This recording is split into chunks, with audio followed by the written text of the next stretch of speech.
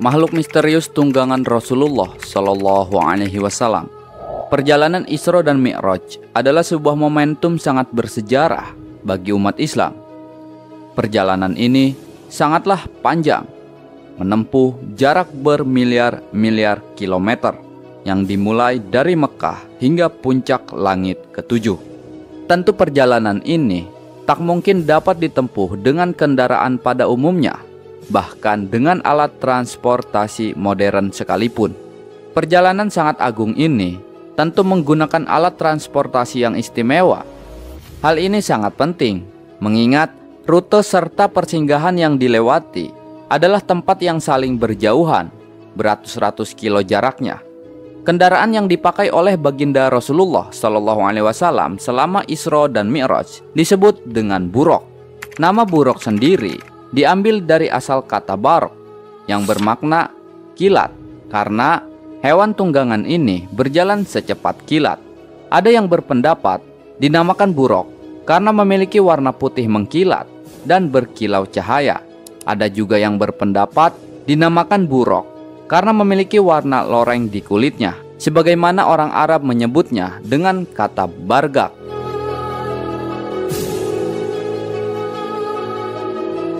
Imam Ibnu Hajar Al-Haytami menyatakan bahwa dahulu Nabiullah Ibrahim alaihissalam yang telah menetap di kawasan Syam, setiap bulannya selalu mengunjungi istrinya Hajar dan putranya Nabi Ismail di kota Mekah menggunakan buraq. Nabi Ibrahim mengunjungi keduanya di pagi hari, dan tak lama kemudian kembali lagi untuk tidur siang di rumahnya di kawasan Syam.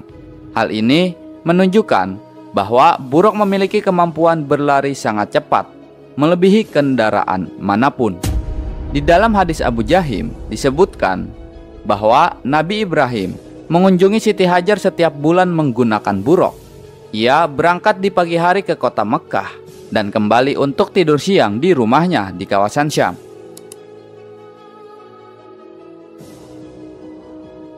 Bentuk fisik buraq yang ditemui Rasulullah adalah berwarna putih. Ukurannya lebih besar dari keledai, tetapi lebih kecil dari bighal atau hewan persilangan kuda dan keledai. Memiliki tali kendali, diberikan lampu di punggungnya, dan dapat berlari sangat kencang. Langkahnya sejauh tempat yang ia lihat. Hal ini dikuatkan dengan hadis Rasulullah Shallallahu Alaihi Wasallam. Rasulullah bersabda, "Aku didatangi Jibril bersama buraq. Ia adalah hewan tunggangan yang berwarna putih. Ukurannya lebih besar dari keledai, tetapi lebih kecil dari bighal, keledai. Ia menaruh kukunya di ujung tempat yang ia lihat." Hadis riwayat Muslim.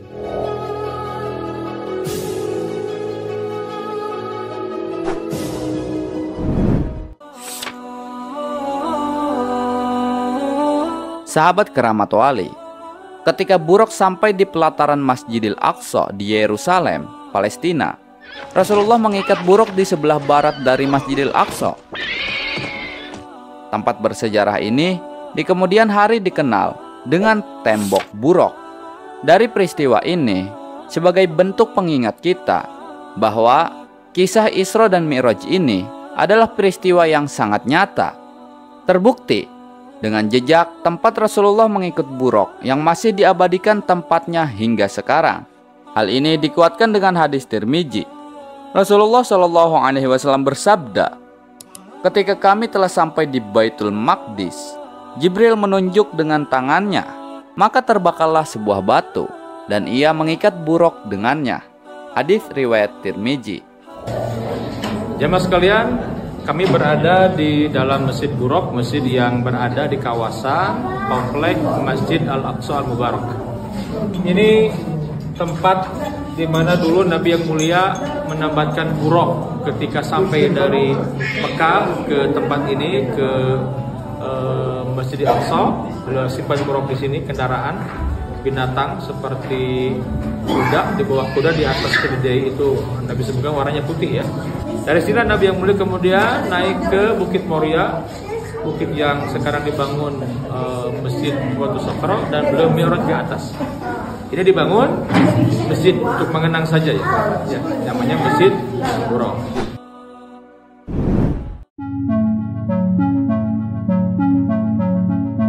Sahabat keramat wali, di kemudian hari, tembok buruk ini dipakai beribadah oleh kaum Yahudi dan dikenal dengan tembok ratapan. Menurut keyakinan kaum Yahudi, tembok ini adalah bagian terakhir yang tersisa dari kuil Sulaiman yang masih dapat digunakan untuk beribadah.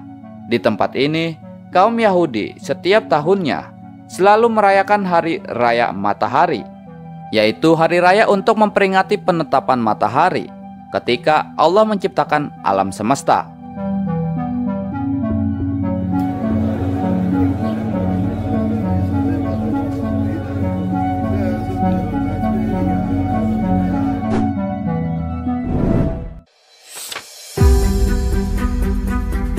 Sahabat keramat wali, buruk adalah hewan tunggangan yang istimewa.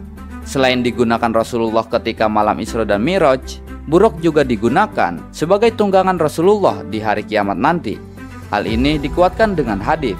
Rasulullah SAW bersabda, "Setiap nabi dibangkitkan di hari kiamat untuk mendatangi orang-orang beriman dari kaum mereka di padang mahsyar. Nabi Soleh dibangkitkan dalam keadaan menunggangi untanya, dan aku dibangkitkan dalam keadaan menunggang buruk." Hadis riwayat Hakim. Kesimpulannya, Isra dan Mi'raj adalah peristiwa yang sangat agung, dan pastinya Rasulullah ditemani oleh hewan tunggangan yang istimewa. Kita harus meyakini bahwa buruk adalah hewan yang mulia dalam Islam, yang dapat menempuh perjalanan sangat jauh dalam waktu sesingkat-singkatnya. Inilah sekelumit tentang buruk, makhluk misterius tunggangan Rasulullah SAW. Semoga dapat menambah wawasan kalian dan semoga bermanfaat. Wallahu a'lamu bishawab. Sahabatku yang berbahagia, saya sedang berada di dalam Masjid Qubatus Sakhroh atau Dome of the Rock, ya, di mana di tempat inilah Rasulullah SAW Mi'raj ke langit, ya, di atas Bukit Moria namanya. Kita lihat ya, ini kosong, ini tidak banyak orang berkunjung ke sini saat ini, ya. Nah, inilah batu Mi'raj yang dikenal, ya, batu Mi'raj. Kita lihat ya. Nah, seperti ini saudaraku. Inilah batu di mana Nabi yang mulia Sallallahu Alaihi Wasallam naik ke atas langit, naik ke langit maksudnya. Subhanalladzi asra bi 'abdihi lailan minal masjidil haram ilal masjidil aqsa alladzi barakna haulahu linuriyahu min ayatina innahu huwas samiul basir. Inilah batu di mana Nabi yang mulia naik ke langit pertama, kedua, ketiga, keempat, kelima, keenam, ketujuh sampai ke Sidra Al-Muntaha. Allahu Akbar. Maka disebut Masjidil Aqsa sebagai gerbang langit.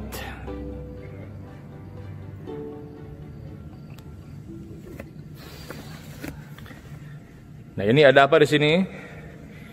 Ini ada, ya, bekas telapak kaki Nabi yang mulia ketika Mi'raj. Kalau di Makkah ada makam Ibrahim, di sini ada bekas telapak kaki Nabi, ya. Ini ada di dalam sini nih. Cuman tidak bisa kelihatan karena gelap. Ya. Nah, di sini ini juga ada rambut Nabi yang mulia di dalamnya. Yang biasanya dibuka orang memegang itu pada akhir di 10 hari terakhir Ramadan, di malam Lailatul Qadar biasanya. Inilah bangunan yang dibangun oleh khalifah dari Bani Umayyah, namanya Abdul Malik bin Marwan.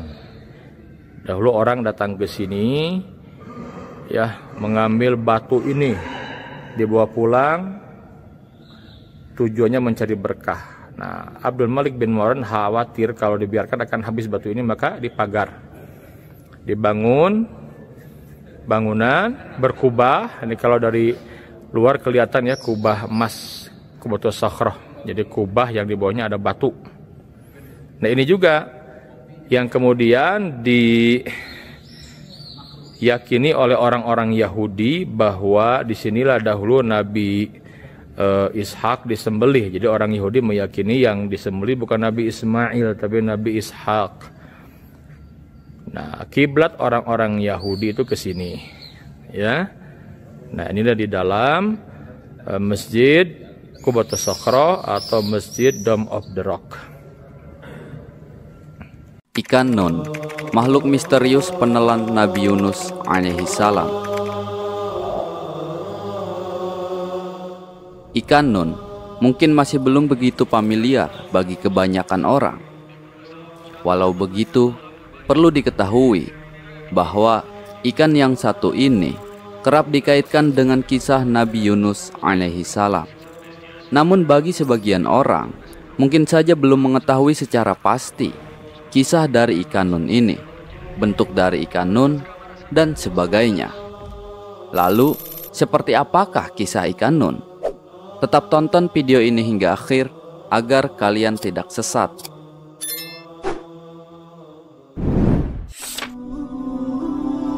Sahabat keramat wali, tidak ada yang tahu persis seperti apa wujud ikan nun yang sudah menelan Nabi Yunus alaihissalam. Hanya saja, di dalam Al-Quran, wujud ikan nun ini digambarkan seperti ikan paus dengan ukuran yang sangat besar. Akan tetapi, seperti apa wujud aslinya, hanya Allah Subhanahu wa Ta'ala yang Maha mengetahui. Ikan nun digambarkan seperti ikan paus karena ikan paus dipercaya sebagai ikan paling besar yang ada di dunia ini. Walau begitu, bila dilihat dari cerita yang tertulis dalam Al-Quran, di sana digambarkan bahwa ikan nun adalah ikan sejenis dengan ikan paus. Tetapi ukuran ikan nun bukan seperti ikan paus biasa, melainkan merupakan sebuah ikan dengan bentuk yang sangat besar. Selain itu, di dalam Al-Quran telah disebutkan bahwa ikan nun yang menelan Nabi Yunus alaihissalam akan tetap hidup hingga hari kiamat nanti. Lalu, seperti apakah ikan nun? Seperti yang telah digambarkan pada penjelasan sebelumnya, bahwa bentuk ikan nun ialah menyerupai ikan paus. Apabila dipikir, ikan paus yang ada pada saat ini saja dapat dikatakan sudah sangat besar untuk ukuran ikan. Bahkan ikan paus yang ada di lautan dapat menelan tubuh manusia maupun perahu dengan sangat mudah.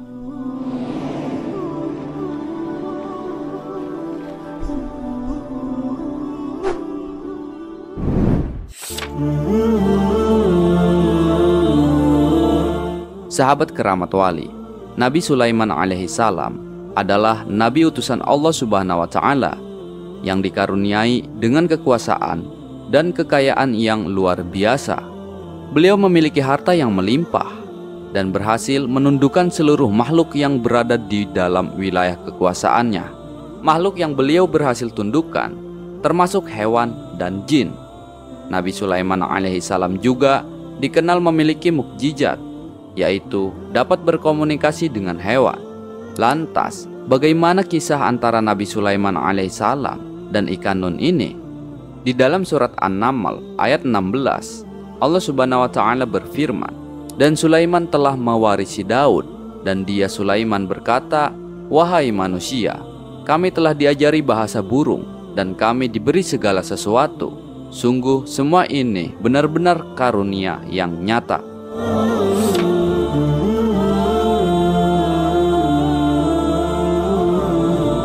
Sahabat keramat wali, suatu hari Nabi Sulaiman alaihissalam merasa sangat bangga dan bersyukur dengan karunia yang Allah Subhanahu wa Ta'ala berikan kepadanya.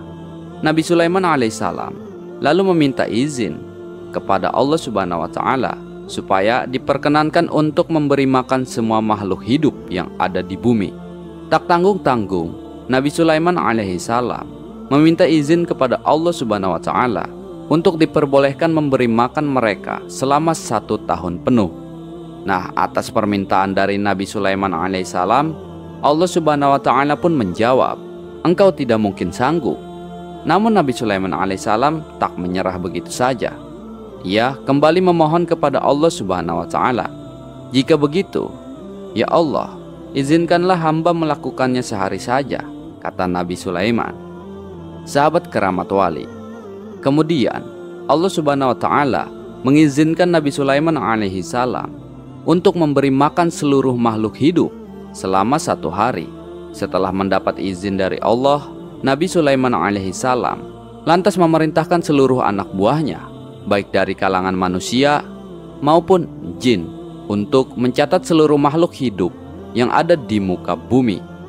Kepada para pasukannya tersebut, Nabi Sulaiman alaihi salam meminta mereka untuk menyediakan hidangan berupa berbagai makanan lezat. Pasukan Nabi Sulaiman alaihi salam lantas mempersiapkan hidangan tersebut selama berhari-hari. Supaya persiapannya lancar, Nabi Sulaiman alaihi salam juga meminta bantuan dari angin untuk tidak bergerak dalam waktu yang sudah ditentukan. Tujuannya apa? Tujuannya ialah supaya seluruh makanan yang sedang disiapkan untuk semua makhluk di bumi tersebut tidak berterbangan.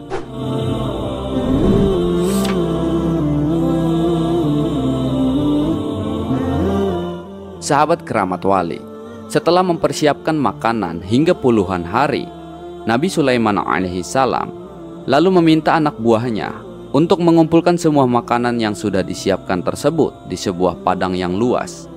Para pasukan Nabi Sulaiman alaihi salam kemudian bekerja hingga makanan yang sudah disiapkan saling bertumpuk di padang tersebut. Akhirnya, persiapan selama 40 hari itu tuntas. Allah Subhanahu wa Ta'ala lantas bertanya kepada Nabi Sulaiman, "Sulaiman, siapakah yang akan engkau beri makan terlebih dahulu?" Nabi Sulaiman kemudian menjawab, "Makhlukmu yang ada di darat dan di laut, wahai Rob." Allah Subhanahu wa Ta'ala lalu memanggil ikan nun serta memerintahkannya untuk memenuhi undangan dari Nabi Sulaiman alaihi salam tersebut. Ikan nun tersebut kemudian bergerak menghampiri kumpulan makanan yang sudah disiapkan oleh Nabi Sulaiman itu. Ikan nun berkata, "Wahai Sulaiman, hari ini Allah Subhanahu wa Ta'ala menjadikan rezekiku melalui tanganmu." Nabi Sulaiman kemudian mempersilahkan ikan nun tersebut untuk menikmati hidangannya. Setelah dipersilahkan serta diizinkan untuk menikmati makanan yang telah disiapkan, ikan nun melahap makanan yang menggunung itu. Meski demikian, rupanya porsi makan ikan nun sungguh sangat besar, sehingga gunungan makanan tersebut dapat habis dalam waktu sekejap saja.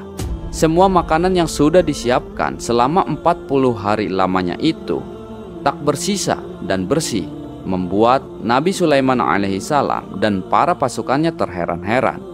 Setelah menghabiskan semua makanan yang disediakan, berkatalah ikan nun tersebut, "Sulaiman, buatlah aku kenyang.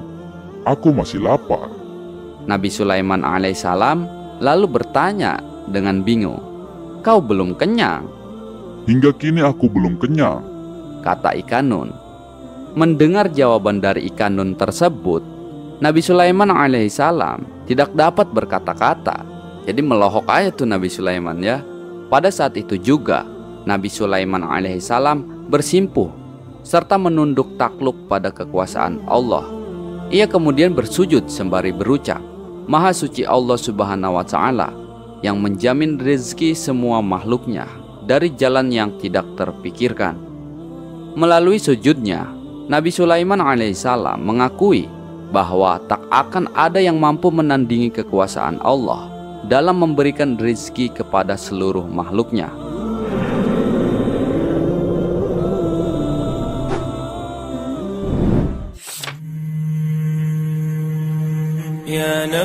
Nabi Yunus alaihi salam adalah salah satu nabi yang diutus oleh Allah Subhanahu wa Ta'ala untuk mengajak penduduk Ninawa supaya beriman.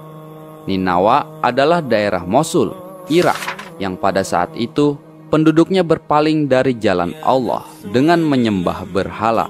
Sahabat keramat wali, pada suatu hari Nabi Yunus alaihissalam bertemu dengan penduduk Ninawa yang tengah melakukan ritual penyembahan berhala. Kedatangan Nabi Yunus alaihissalam ditolak mentah-mentah oleh para penduduk sekitar itu. Bahkan mereka menghina serta merendahkannya. Hal tersebut akhirnya membuat Nabi Yunus marah dan meninggalkan mereka. Lalu Allah Subhanahu wa Ta'ala meminta Nabi Yunus alaihissalam untuk memberitahu kepada kaumnya bahwa Allah Subhanahu wa Ta'ala akan menurunkan azab. Ketika meninggalkan kaum Ninawa, Nabi Yunus alaihissalam sudah tak mengharapkan lagi keimanan dari kaumnya. Beliau kemudian pergi dengan perasaan kecewa dan penuh amarah. Setelah penduduk Ninawa mengetahui bahwa Nabi Yunus alaihissalam sudah pergi, maka azab benar-benar diturunkan oleh Allah.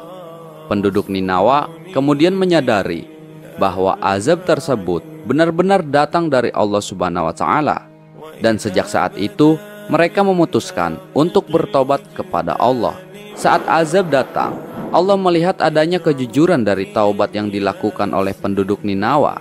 Mereka berdoa kepada Allah karena perasaan takut akan azab yang sudah menimpanya. Sehingga apa yang terjadi?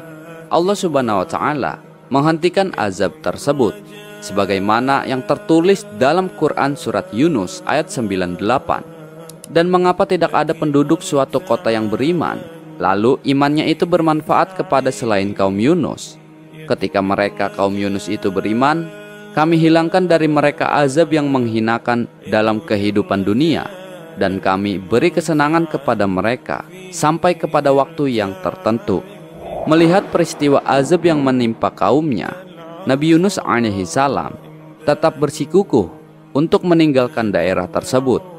Padahal Allah Subhanahu wa Ta'ala belum mengizinkan beliau untuk pergi dan meninggalkan kaumnya. Meski begitu, Nabi Yunus alaihissalam telah terlanjur kecewa kepada kaumnya.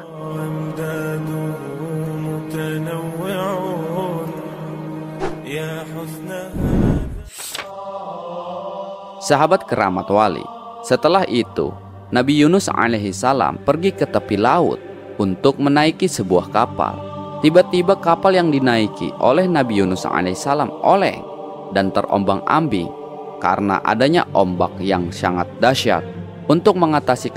Tetapi apa yang terjadi? Nabi Yunus alaihissalam keluar lagi namanya, dan bahkan hingga 3 kali berturut-turut. Dengan perasaan pasrah, Nabi Yunus alaihissalam kemudian melemparkan tubuhnya sendiri ke laut. Setelah tubuh tenggelam di laut, Allah Subhanahu wa Ta'ala kemudian mengirimkan ikan nun serta memerintahkan kepada ikan tersebut untuk menelan Nabi Yunus alaihissalam tanpa merobek dan melukainya. Kemudian ikan nun tersebut berhasil menelan Nabi Yunus tanpa sedikit pun melukainya.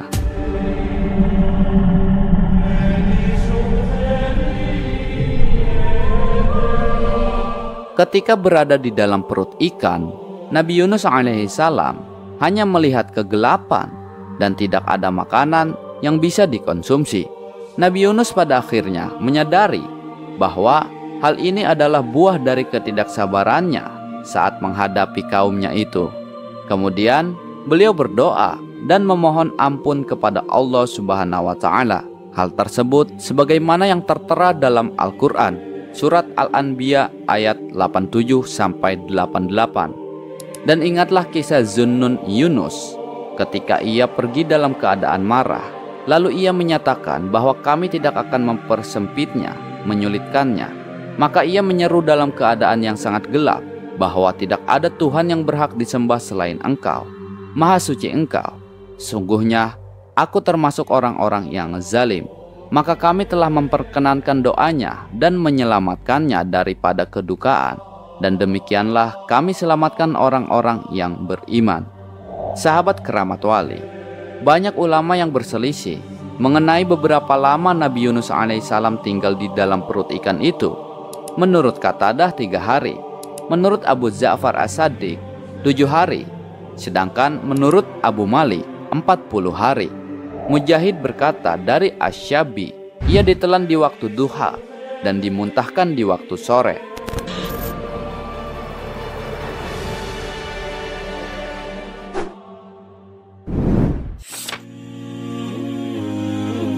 Sahabat keramat wali, Allah Subhanahu wa Ta'ala sudah menerima doa Nabi Yunus alaihissalam serta mengeluarkannya dari perut ikan.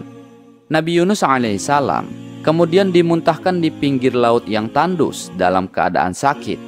Lalu Allah Subhanahu wa Ta'ala menumbuhkan pohon dari jenis labu untuk dikonsumsi, sebagaimana yang tertulis dalam Quran surat As-Saffat ayat 145 sampai 146. Kemudian kami lemparkan dia ke daerah yang tandus, sedang ia dalam keadaan sakit, dan kami tumbuhkan untuk dia sebatang pohon dari jenis labu.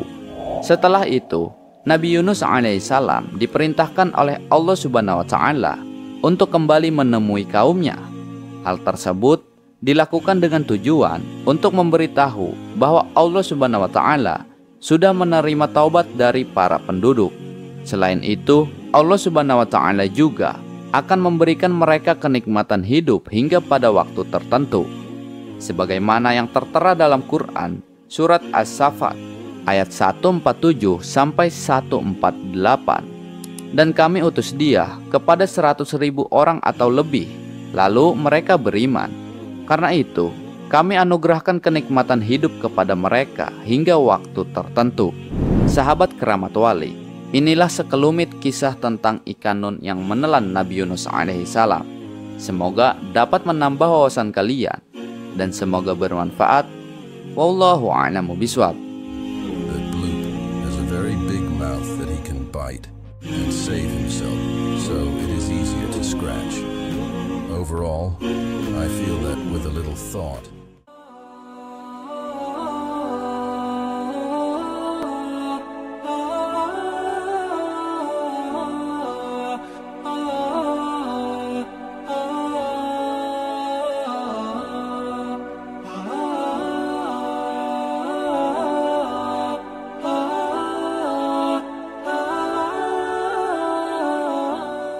Burung Anka, makhluk misterius yang mampu angkat seekor gajah.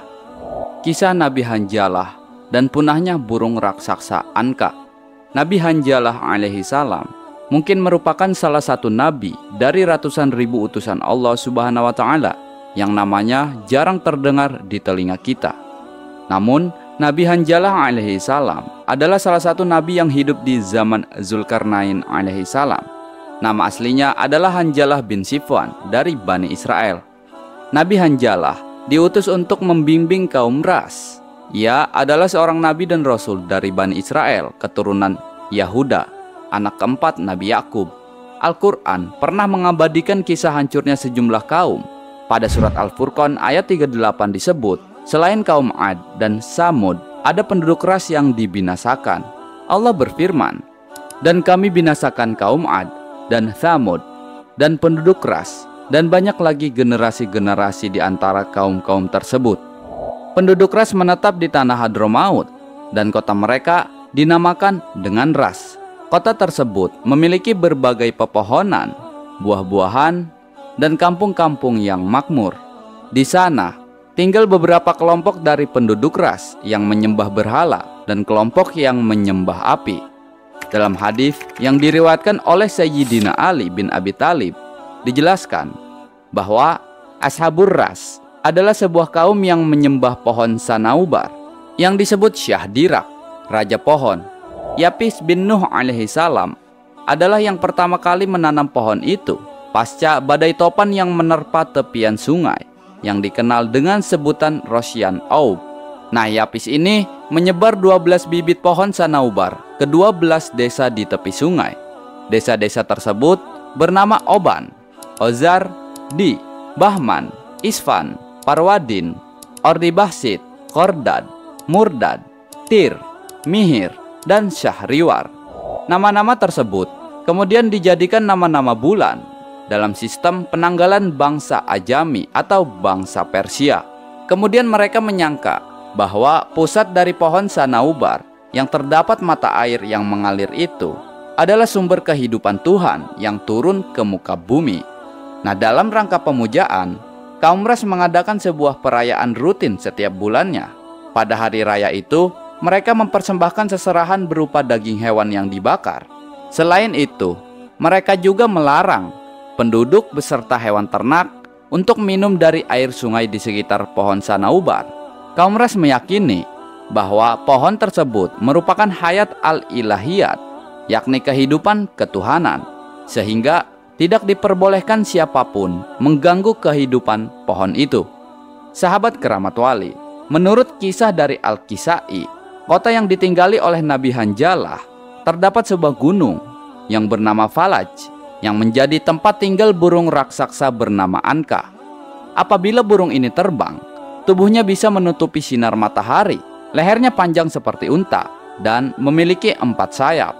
Burung ini suka membawa hewan-hewan berukuran besar, seperti kuda, unta, bahkan gajah sekalipun, ke gunung tempat tinggalnya, lalu memangsanya. Burung Anka juga dikisahkan suka memangsa manusia, memangsanya itu dengan cakarnya, lalu dijadikan makanan untuk anak-anaknya. Keberadaan burung Anka membuat kaum Ras gelisah. Nah, oleh karena itu, mereka meminta solusi kepada Nabi Hanzalah. Nah, kaum Ras kemudian mendatangi Nabi Hanzalah tuh. Nah, ketika datang, kaum Ras berbicara kepada Nabi Hanzalah bahwa kaum Ras berjanji akan percaya kepada semua dakwah Nabi Hanzalah jika burung itu benar-benar mati. Lalu Nabi Hanzalah berdoa pada Allah Subhanahu wa Ta'ala agar melenyapkan burung-burung Anka ini. Namun apa yang terjadi? Hasilnya seekor demi seekor Anka berjatuhan dari angkasa dan terbakar, hingga tidak ada lagi burung Anka yang tersisa di dunia. Sahabat keramat wali, Nabi Hanzalah pun kemudian memulai dakwahnya lagi kepada kaum Ras. Namun apa yang terjadi? Kaum Ras malah menentang ajakan Nabi Hanzalah. Mereka pun menyebut Nabi Hanzalah sebagai seorang yang menyesatkan sekaligus kafir. Emang kurang ajar itu ya. Karena dakwahnya tidak diterima, akhirnya Nabi Hanzalah berdoa kepada Allah Subhanahu wa Ta'ala untuk membuat layu pohon sanaubar yang disembah oleh mereka itu. Lantas Allah Subhanahu wa Ta'ala pun mengabulkan doanya. Pohon sanaubar tiba-tiba layu dan mati seketika saat itu. Saat menyaksikan peristiwa tersebut, kaum Ras sangat marah dan berkata, "Sesungguhnya lelaki ini telah menyihir Tuhan kita." Waduh, gimana ceritanya tuh Tuhan bisa disihir? Maka mereka pun berniat untuk membunuh Nabi Hanzalah. Kesal kan mereka tuh. Mereka ingin Nabi Hanzalah mati dengan tersiksa. Kemudian mereka pun membuat sebuah sumur yang sangat dalam untuk membuang Nabi Hanzalah dan membuatnya mati karena kelaparan serta kehausan. Setelah mereka menangkap Nabi Hanzalah, mereka melemparkannya ke dalam sumur yang sudah dibuat itu, lalu menutupnya dengan batu yang besar. Seorang budak yang beriman kepada Nabi Hanzalah melihat bagaimana Nabi Hanzalah dimasukkan ke dalam sumur itu. Budak hitam ini tidak bisa mengeluarkan Nabi Hanzalah dari sumur itu. Ia hanya bisa memberi makan Nabi Hanzalah secara diam-diam. Ia melakukannya setiap hari agar Nabi Hanzalah tidak mati kelaparan. Budak hitam ini memberi makan Nabi Hanzalah setiap habis mencari kayu bakar. Lalu, apa yang terjadi ketika Nabi Hanzalah di dalam sumur itu? Di dalam sumur tersebut, Nabi Hanzalah yang makin merintih memohon doa kepada Allah Ta'ala untuk memberi hukuman kepada kaum Ras atas perbuatan yang telah mereka lakukan. Akhirnya, kaum Ras diberikan azab yang sangat pedih oleh Allah Subhanahu wa Ta'ala. Allah mengazab kaum Ras dengan menjadikan mereka batu hitam. Tidak hanya orangnya saja, bahkan pepohonan dan hewan ternaknya pun berubah menjadi batu hitam.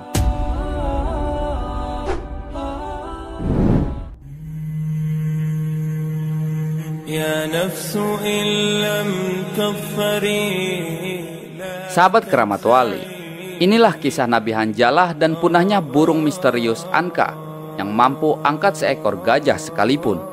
Semoga ada hikmah yang dapat kita petik di dalamnya. Wallahu a'lamu bishawab.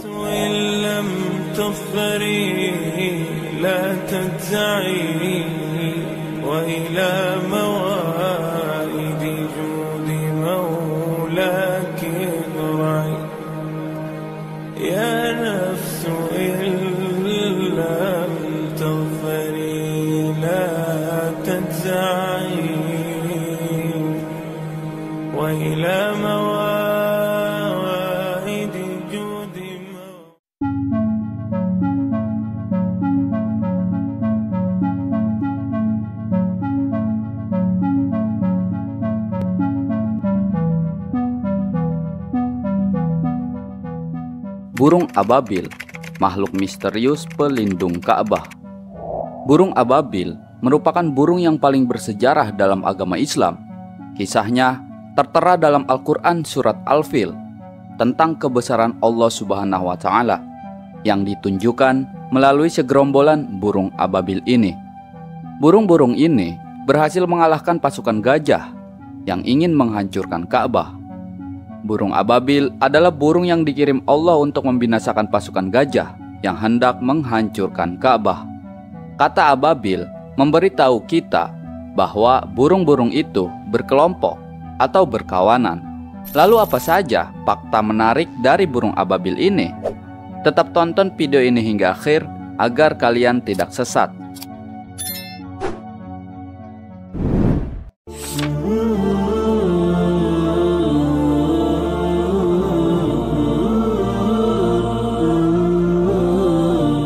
Sahabat keramat wali, burung ababil bukan spesies burung yang ada di bumi. Burung tersebut diciptakan khusus oleh Allah Subhanahu wa Ta'ala dengan kekuatan yang jauh melampaui kekuatan manusia.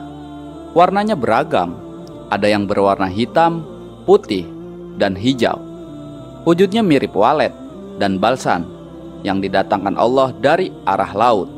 Nama burung ababil disebutkan dalam Al-Quran pada surat Al-Fil. Ayat tersebut menjelaskan bahwa burung ababil adalah pasukan yang khusus diciptakan oleh Allah untuk mengalahkan rombongan pasukan gajah dari Yaman yang berniat menghancurkan Ka'bah. Burung ababil sangat banyak jumlahnya, bahkan digambarkan seperti kepulan asap, sebagaimana firman Allah Subhanahu wa Ta'ala. Dan Dia mengirimkan kepada mereka burung yang berbondong-bondong. Quran Surat Al-Fil ayat 3. Sahabat keramat wali, ayat ini menegaskan bahwa burung ababil adalah pasukan khusus yang diciptakan oleh Allah untuk mengalahkan rombongan pasukan bergajah dari Yaman yang ingin menghancurkan Ka'bah.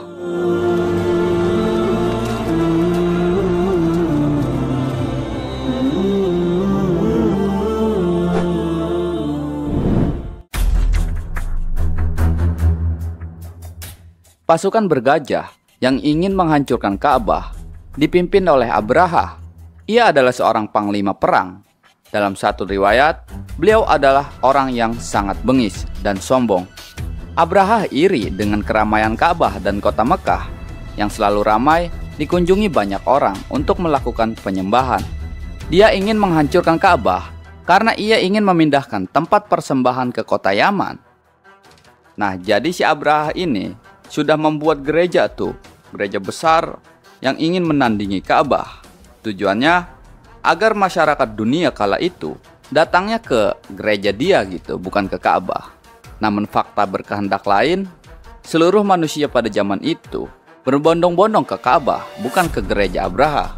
Nah, ketika Raja Abraha sudah dekat ingin menghancurkan Ka'bah, tiba-tiba peristiwa dahsyat terjadi. Gerombolan burung ababil melemparkan batu panas ke arah pasukan gajah, hingga mereka semua digambarkan binasa, menyerupai daun-daun yang dimakan ulat.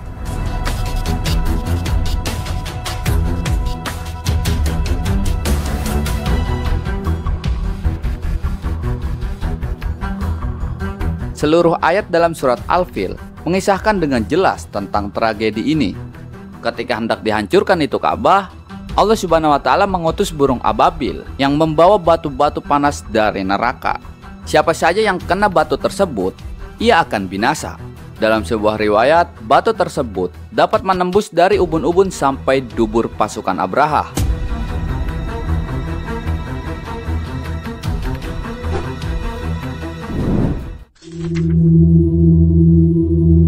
Sahabat keramat wali, burung ini dikisahkan memiliki kekuatan besar dan dengan batu panasnya mampu melenyapkan manusia.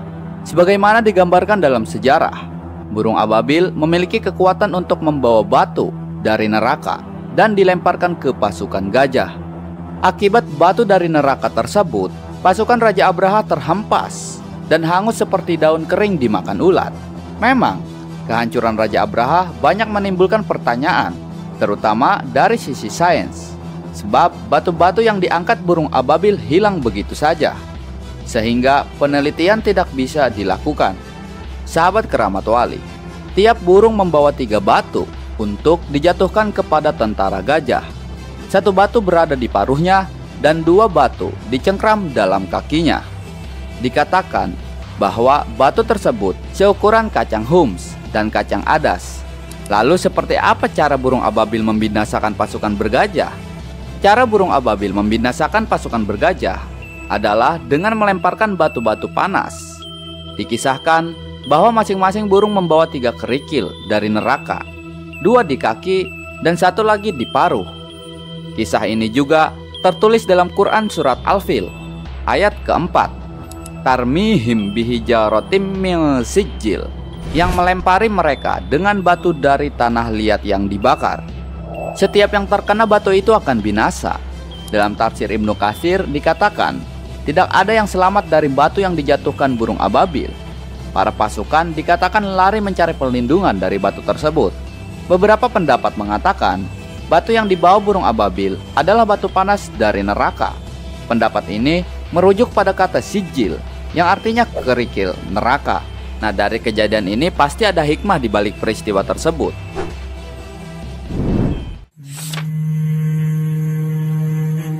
Sahabat keramat wali, seperti yang tertulis pada surat Al-Fil, burung ababil ini dijadikan pengingat bagi sifat sombong manusia.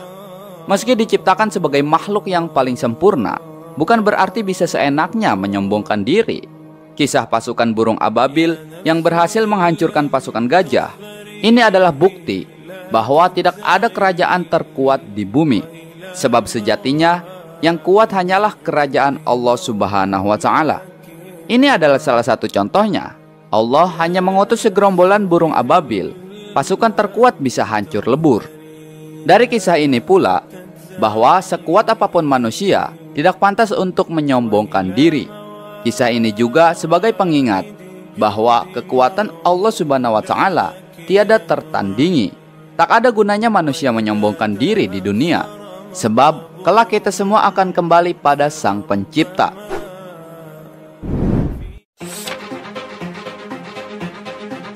Sahabat keramat wali, menariknya, hingga kini belum ada ilmuwan atau penelitian ilmiah yang berhasil menemukan spesies burung ababil serta kandungan senyawa kimia dalam batu panas yang dibawanya. Banyak ilmuwan penasaran bagaimana batu-batu panas tersebut menghancurkan tubuh manusia dan gajah dengan cepat, namun tanpa merusak permukaan bumi. Fenomena ini adalah salah satu bukti kebesaran Allah Subhanahu wa Ta'ala. Itulah tanda kekuasaan Allah dan fakta menarik tentang burung ababil yang berhasil menghancurkan pasukan gajah saat kelahiran Rasulullah Muhammad SAW. Semoga dapat menambah wawasan kalian dan semoga bermanfaat. Wallahu a'lamu bishawab.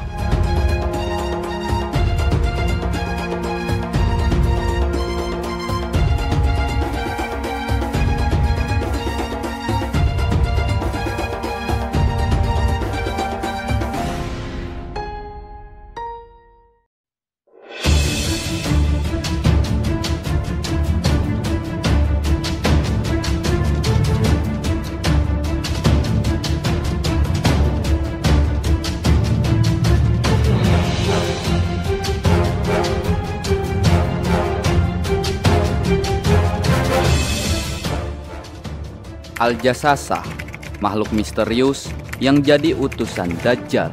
Al-Jasasah disebut dalam salah satu hadis yang mengisahkan pertemuan antara salah seorang sahabat Nabi dengan Dajjal. Sebelum bertemu Dajjal, sahabat Nabi tersebut berhadapan dengan Al-Jasasah terlebih dahulu. Apakah Al-Jasasah itu? Tidak banyak sumber yang menjelaskan secara rinci tentang Al-Jasasah. Sumber hadis yang mengisahkan tentang pertemuan sahabat Nabi dan Dajjal dalam riwayat hadis Muslim nomor 2942 bab Qisatul Jasasah pun tidak banyak menjelaskan tentang makhluk tersebut. Sebaliknya, dikutip dari Syekh Mutawalli Syarawi dalam buku Kemunculan Nabi Isa, Imam Mahdi dan Dajjal, hadis tersebut hanya menjelaskan Al-Jasasah adalah salah satu makhluk melata dengan memiliki banyak bulu kasar. Namun tidak dijelaskan apakah benar Al-Jasasah ini termasuk dalam kelompok makhluk melata yang muncul pada akhir zaman kelak. Menurut tafsir Al-Qurtubi, secara bahasa Al-Jasasah bermakna mata-mata. Dinamakan demikian karena ia selalu mengintai kabar untuk nantinya disampaikan pada Dajjal. Tafsir tersebut juga berpendapat Al-Jassasah berbeda dengan binatang melata yang dikabarkan kedatangannya pada akhir zaman kelak. Sebaliknya, Al-Jassasah hanya dimaknai sebagai mata-mata utusan Dajjal. Nah, kali ini kita akan membahas kisah mengenai salah seorang sahabat Nabi yang bernama Tamim Ad-Dari yang pernah bertemu dengan Al-Jassasah dan Dajjal. Tetap tonton video ini hingga akhir agar kalian tidak sesat.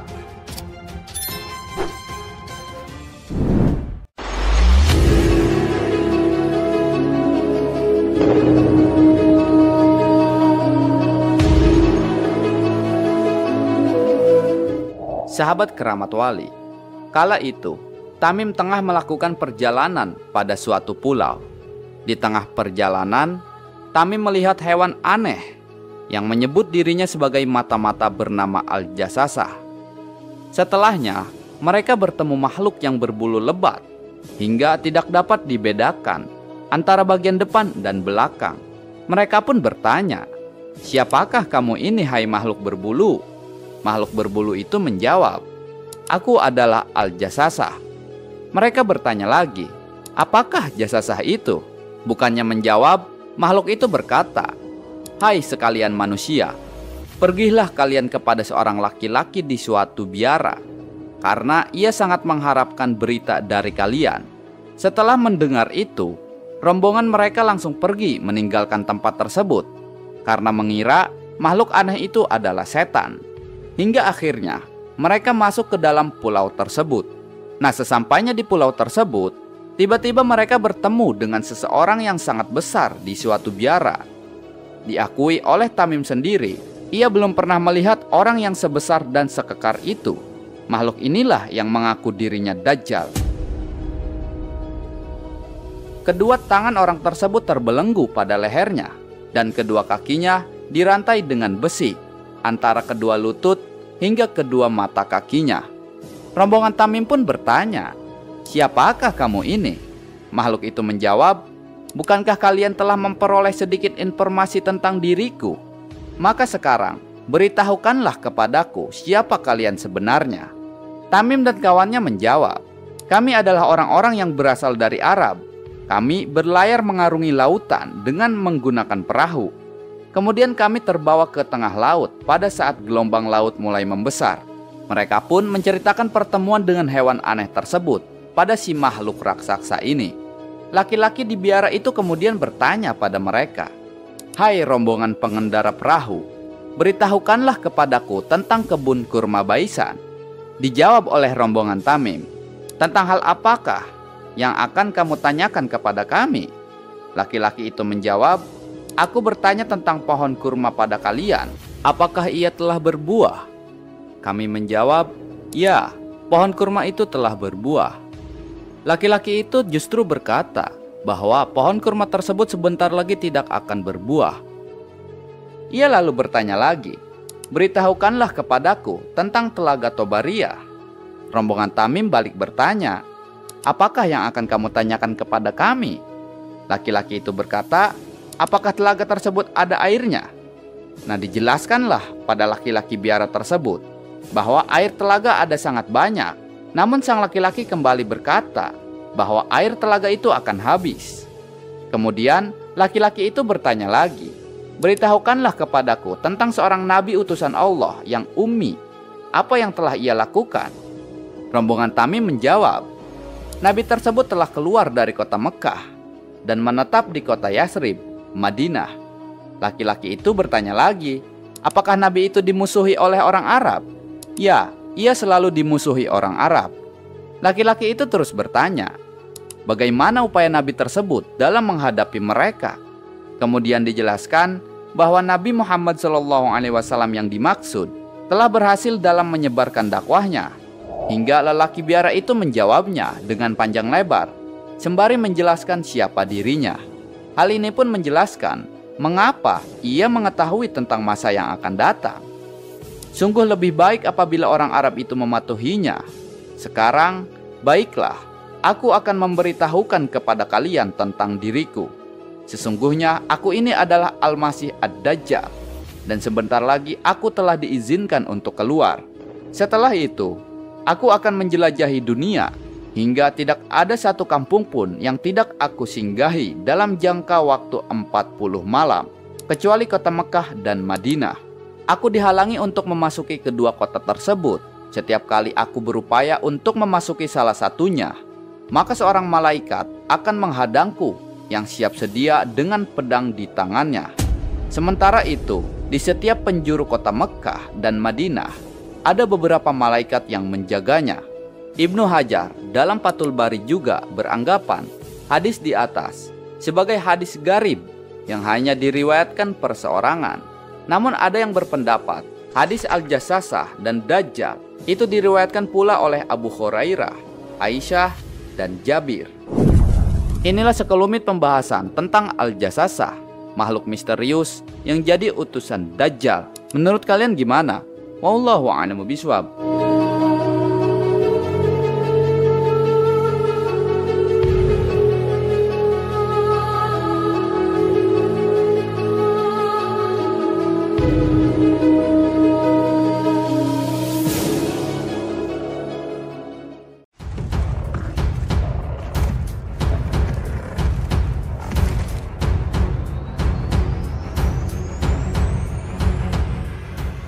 Dabat al-Rod, makhluk misterius yang akan keluar jelang kiamat. Binatang ini akan muncul dari perut bumi dan akan membawa tongkat Nabi Musa dan memakai cincin Nabi Sulaiman. Dabatul ar-Rod adalah sebuah frasa yang berarti binatang atau hewan buas monster yang muncul di perut bumi. Dalam Islam, binatang ini sebagai salah satu tanda sebelum datangnya hari kiamat. Binatang melata ini akan keluar di kota Mekah, yakni dekat Gunung Syafa, setelah peristiwa matahari terbit dari barat. Ia akan berbicara dengan kata-kata yang fasih dan jelas. Ada sebagian ulama yang meriwayatkan bahwa Dabat al-Rod ini akan membawa tongkat Nabi Musa alaihissalam dan cincin Nabi Sulaiman.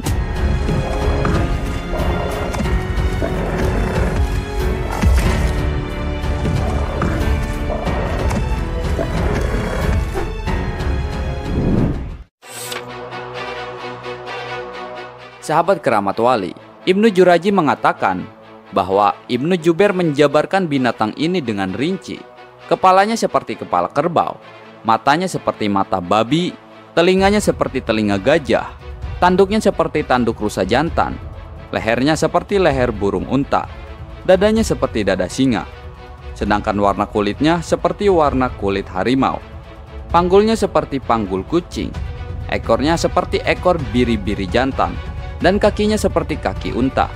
Sedangkan penjelasan lain menjelaskan bahwa Dabat al-Rod adalah seekor hewan yang memiliki bulu panjang dan bulu yang pendek, memiliki tubuh yang sangat besar. Dikatakan semasa ia keluar dari sarangnya dengan kecepatan seperti seekor kuda yang berlari setelah 3 hari. Dan Dabatul ar-Rod bisa mengeluarkan 1/3 badannya.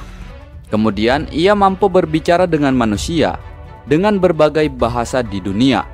Sebelah tangan kirinya memegang tongkat Nabi Musa, dan jari tangan kanannya memakai cincin Nabi Sulaiman alaihissalam.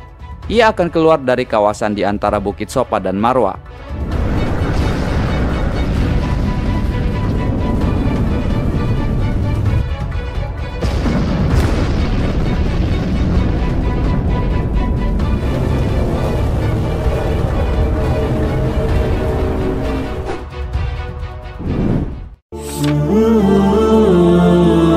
Sahabat keramat wali, ia memiliki misi dan tujuan ketika ia akan muncul.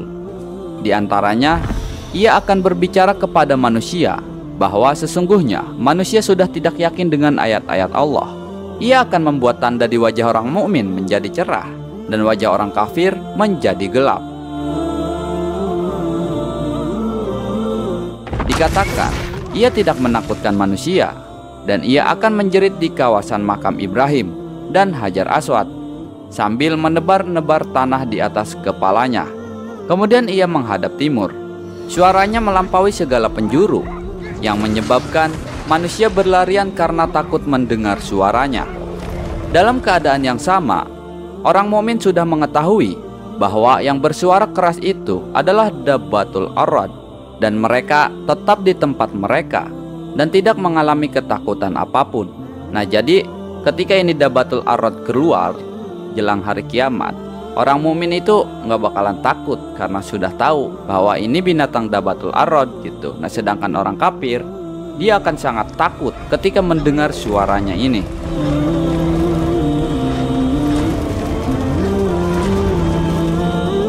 Nah, sahabat keramat wali, Dabbatul Arad akan keluar selepas Ya'juj dan Ma'juj mati akibat wabah yang diturunkan oleh Allah Subhanahu wa taala kepada mereka.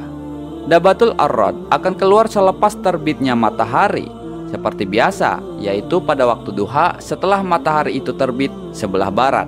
Dabbatul Arad akan keluar jika bumi sudah pulih setelah bencana Ya'juj dan Ma'juj. Nah, jadi kan nanti peristiwa itu Ya'juj Ma'juj dulu tuh keluar. Kacau balau tuh kan, dirusak oleh Ya'juj dan Ma'juj. Nah, Nabi Isa pun kan nggak bisa membunuh tuh Ya'juj Ma'juj. Kemudian Nabiullah Isa berdoa kepada Allah agar Ya'juj Ma'juj binasa. Kemudian doanya itu kan dikabulin tuh oleh Allah. Maka binasalah Ya'juj dan Ma'juj.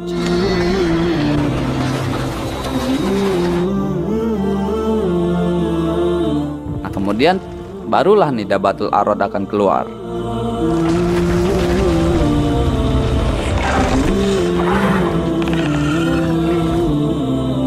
Ibnu Juraji mengatakan bahwa Ibnu Jubair menjabarkan ia akan membawa tongkat Musa dan memakai cincin Sulaiman. Tiada tersisa bagi orang beriman yang tersisa tanpa membuat tanda putih di wajahnya sehingga bersinarlah wajahnya, dan tiada yang tersisa bagi orang kafir tanpa membuat tanda hitam di wajahnya sehingga hitam legam ke seluruh wajahnya.